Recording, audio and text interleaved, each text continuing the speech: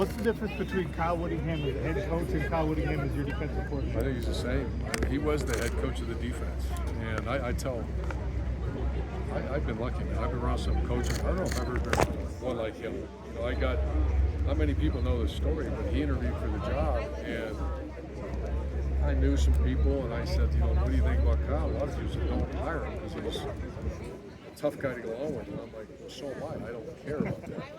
I care about how good he is. And Utah was great in defense. So I met with him, asked him some hard questions, and today we're still extremely close. But I don't know if I've ever worked as well with the defense coordinator as I did Kyle. I mean, he just handled his business. I ran the offense, he ran the defense. It was as good as 2 years I've ever had. Was he tough to get along with? Was he tough to get along with? Zero, no. I appreciate it. When someone's passionate about something and wants to fight for it, I like that better. Someone when I'm confident enough in my own skin that if I say, Kyle, do this. I never really had to. I don't know if we've ever had a conflict. We were pretty good, but early on, when I would do things or schedule things that he wasn't used to, he'd ask me why, and we'd do it. It's great. Did it surprise you 20 years later that he's still here, he's 66 is here? Just because it's impossible to do that. I think in this day and age, you'll never see, Kirk Ferentz just broke Woody Hayes' record. That'll never happen again. It's too hard. And Kyle, 18 or something, how many years? 21. 21st. I don't know if I ever see that again. But I talk to Kyle all the time. I know how much he loves. He is Utah. He's Utah. You think he keeps going? I'm not going there.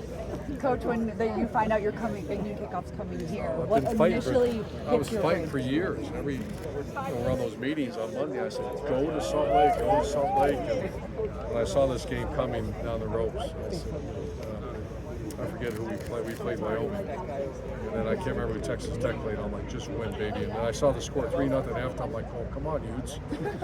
And then they said we're coming here. What's the first thing you do when you get to town? Is there a place that you eat or do or I see? call my friend Eric Jacobson. I call Bo Nagihi, Casey Evans. And then I obviously talked to Kyle Morgan. So I went to practice yesterday and got to see them. I've been back a few times. He's had me come back, and I think I spoke at clinics or that kind of stuff. But I just love it. It was now that we can say this, it's my favorite place we ever lived. Shelly's right over here. You guys should talk to her. She loves this place. That was so hard to leave. Did you envision back in 03 and 04 that Utah's program would be in as big a place as they are Chris now? Hill was here, and we were just laughing about Spence Eccles. We built the facility, and his only rule was make sure it's done by Team Down South a year later. So we built that thing in less than a year. And then I remember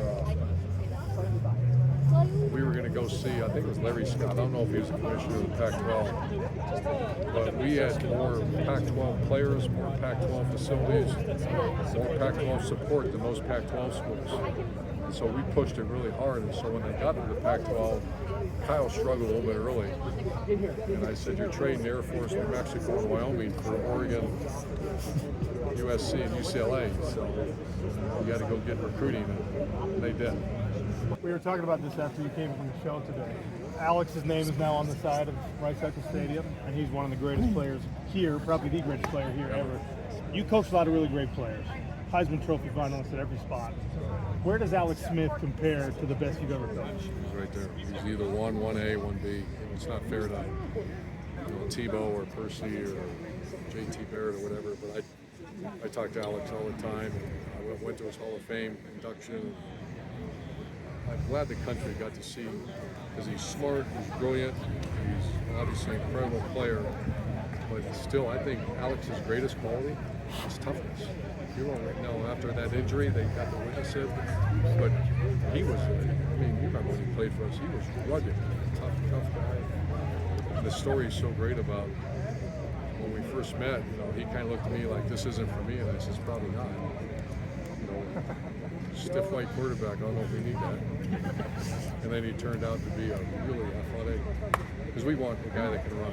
Yeah. He was such a good, not a good player, great player. And then you look at Paris Warren, Steve Savoy, Quinton Ganther, Marty, all the guys around him.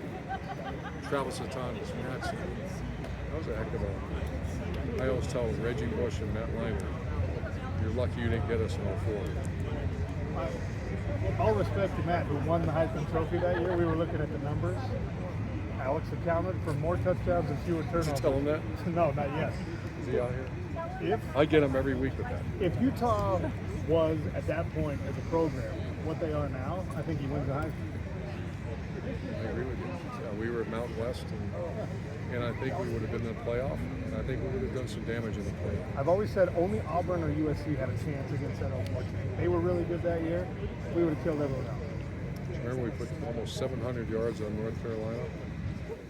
We beat Arizona. It was a heck of a team. Beat A&M. Beat the brakes off them in the first game.